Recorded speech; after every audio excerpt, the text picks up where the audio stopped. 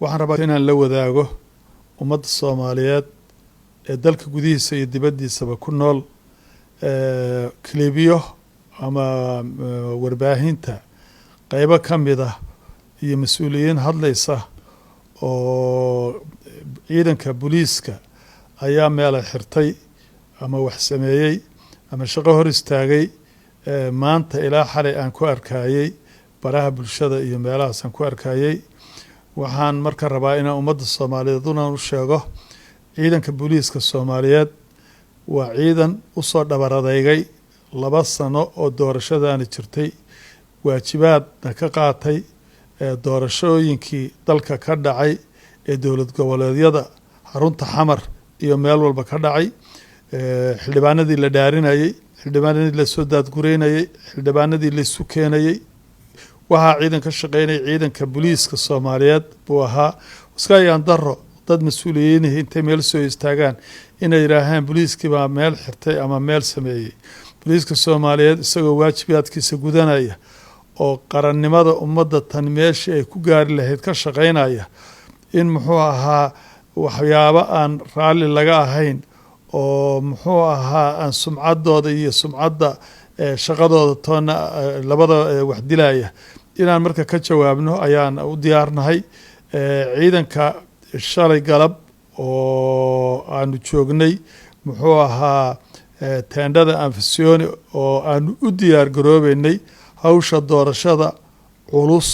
ee maanta dhacday ee sanadka lagu dooranayay howlaha doorashaduna howlo sahlan maaha mas-uuliyadda booliis ka saaran waxa weeye maalin ka hor inay meesha tagaan inay baaraan inay eeyageeyaan inay liisaska dadka musharaxiinta iyo ergada imaanaysa iyo muxuu ahaa senatorska imaanaya iyo meediyaha dadka ka imaanaya iyo dadka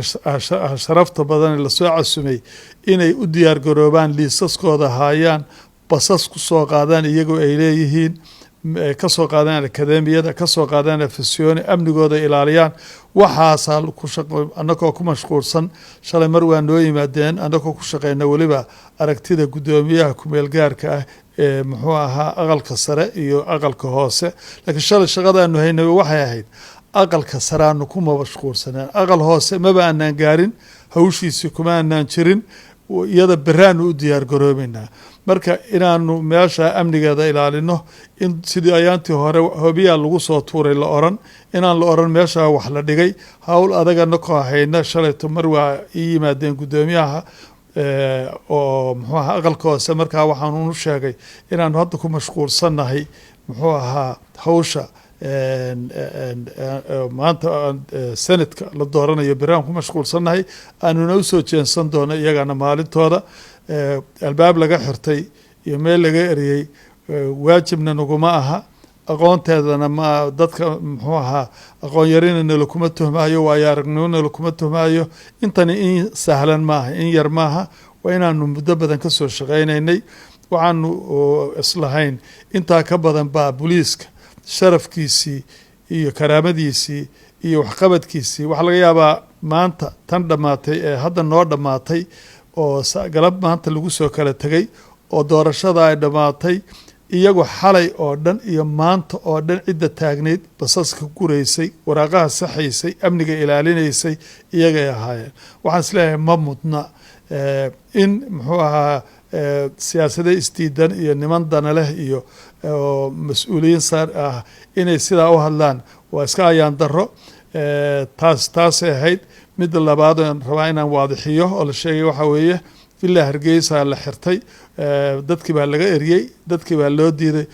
villa Hargeysa booliisba ma ilaaliyo ciidamo kala ilaaliya aniga haddaan galaa aniga fasax la'aanba ma geli karo maantana shaqo kama socon guddoomiyaha kumeel gaarka aqalka hoose shalay nala joogay wuxuu yiri meeshaas amni maaha waa ka soo guurnay teendhadaanu shaqadeena ku qabsanaynaa halkaanaanu u soo guurnay marka saaka cid meesha joogtay oo anigu aan oognahay malaha sideedana ciidamo kalaaba ilaaliya annagu markii fadhi jiro kal fadhi uu jiro ayaanu waxaanu gaarnaa baarnaa mina baarayaal geynaa ciidan booliisa hore ilaa 30 geynaa oo amniga xildhibaanada intay meesha ku jiraan ilaaliya markay ka soo baxaanna waa ka soo baxnaa ciidan booliis oo meel xirtay ama joogay ama maanta shaqaba ku lehna ma jirto in dadka marka la maran habaabiyo oo muxuu ahaa waxaan jirin loo sheego oo la yiraaho hebel baa halka xirtay taliyaha halka istaagay taliyuhu ma aha askari booliis oo stop taagan ama mataqaana bar control taagan maaha waa mas-uul qaran howlo ka waaweyn oo dalkan amnigiisa ah iyo doorashadani siday ku dhammaan lahayd baanu ku mashquulsannahay baanu ku aada ugu mashquulsanayn waxaan uga mahad celinayaa ummadda soomaaliyeed siday noola shaqeeyeen oo maanta ay noogu dhammaatay alxamdulilaahi rabbilcaalamiin berrina waxaan rajaynaynaa sidaan oo kale in ilaahay noogu dhammeeyo oo